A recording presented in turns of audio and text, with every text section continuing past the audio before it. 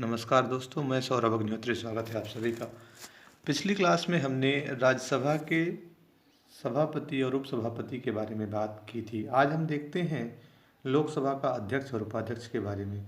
तो आर्टिकल 93 में यह कहा गया है कि लोकसभा यथाशीघ्र अपने 2 सदस्यों को अपना अध्यक्ष और उपाध्यक्ष चुनेगी, और जब जब अध्यक्ष या उपाध्यक्ष का पद रिक्त होता है तब तब लोकसभा किसी अन्य सदस्य को यथास्थिति अध्यक्ष या उपाध्यक्ष चुनेगी। कहने का मतलब ये है कि जब हम एज अ सांसद, as a member of parliament हम किसी व्यक्ति को चुनकर लोकसभा में भेजते हैं तो उन्हीं सदस्यों में से किन्हीं 2 सदस्यों को, एक को अध्यक्ष और एक को उपाध्यक्ष चुन लिया जाता है। अर्थात आर्टिकल 93 लोकसभा के अध्यक्ष और उपाध्यक्ष की व्यवस्था करती है। इन केस कभी मान लीजिए अध्यक्ष का पद रिक्त हो जाए तो तुरंत ही अर्थात समय समय पर अध्यक्ष का पद भर लिया जाता है, किसी अन्य सदस्य को उन्हीं में से एक अध्यक्ष बना दिया जाता है, और ऐसे ही उपाध्यक्ष के लिए भी किया जाता है। ठीक है। आर्टिकल 94 कहता है कि अगर अध्यक्ष या उपाध्यक्ष के पद रिक्त की, पद त्याग की और पद से हटाए जाने की बात की जाए तो किस आर्टिकल में होगा? तो 94 में। तो कैसे?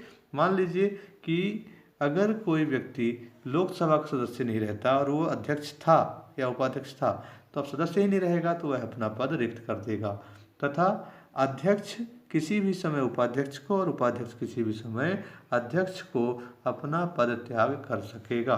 तथा अगर इनको पद से हटाए जाने की बात होती है तो सबसे पहले हटाए जाने का जो संकल्प पारित किया जाता है तो 14 दिन पहले सूचना दे दी जाएगी। उसके बाद समस्त सदस्यों के बहुमत से पारित संकल्प द्वारा उनके पद से उनको हटाया जाएगा। ठीक है। तो ये बात की गई है आर्टिकल 94 में। कैसे बताया गया है? अध्यक्ष उपाध्यक्ष को इस्तीफा देगा, उपाध्यक्ष अध्यक्ष को इस्तीफा देता है। ठीक है। वहीं आर्टिकल 95 ये कहता है कि अगर अध्यक्ष का पद रिक्त है तो अध्यक्ष के पद में कौन कार्य करेगा? तो अगर अध्यक्ष का पद रिक्त है तो उपाध्यक्ष, और यदि उपाध्यक्ष का पद भी रिक्त है तो लोकसभा का ऐसा सदस्य जिसको राष्ट्रपति इस प्रयोजन के लिए नियुक्त करे अपने कर्तव्यों का पालन करेगा। यह क्वेश्चन पूछा गया है कि कौन नियुक्त करता है? तो राष्ट्रपति नियुक्त करते हैं। ठीक है। और इन केस ऐसा हो जाए कि कोई बैठक चल रही है तो उसमें अध्यक्ष की जगह उपाध्यक्ष, और अगर उपाध्यक्ष भी नहीं है तो ऐसा व्यक्ति जो लोकसभा की प्रक्रिया के नियमों के द्वारा अवधारित किया गया है या उस समय निश्चित किया गया है, अगर वो व्यक्ति भी नहीं है तो लोकसभा किसी अन्य व्यक्ति को अध्यक्ष के रूप में चुनेगी और वो उनका कार्य करेंगे। ठीक है ना। तो वहीं आर्टिकल 96 ये कहता है कि अगर अध्यक्ष जो है उसके ऊपर कोई ऐसा उसको हटाए जाने का केस चल रहा है, विचाराधीन है, कोई संकल्प विचाराधीन है, उस समय वह पीठासीन नहीं होता है। ऐसे ही उपाध्यक्ष के ऊपर भी अगर कोई पद से हटाने का केस चल रहा है या संकल्प विचाराधीन है, उस समय वह भी विचाराधीन टाइम पर पीठासीन नहीं होता है। एक प्रश्न पूछा गया छत्तीसगढ़ पटवारी में कि लोकसभा अध्यक्ष अपना प्रथमतः मत कब देता है?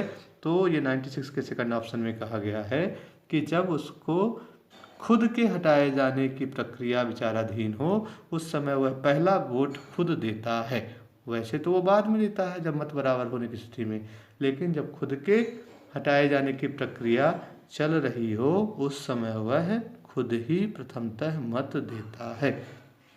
तो ये हमने बात की लोकसभा अध्यक्ष और उपाध्यक्ष के बारे में। अर्थात हमने बताया आपको कि आर्टिकल 93 ये कहता है कि लोकसभा का अध्यक्ष और उपाध्यक्ष कैसे चुने जाएंगे? तो उन्हीं सदस्यों में से किन्हीं को, एक को अध्यक्ष और एक को उपाध्यक्ष चुन लिया जाता है।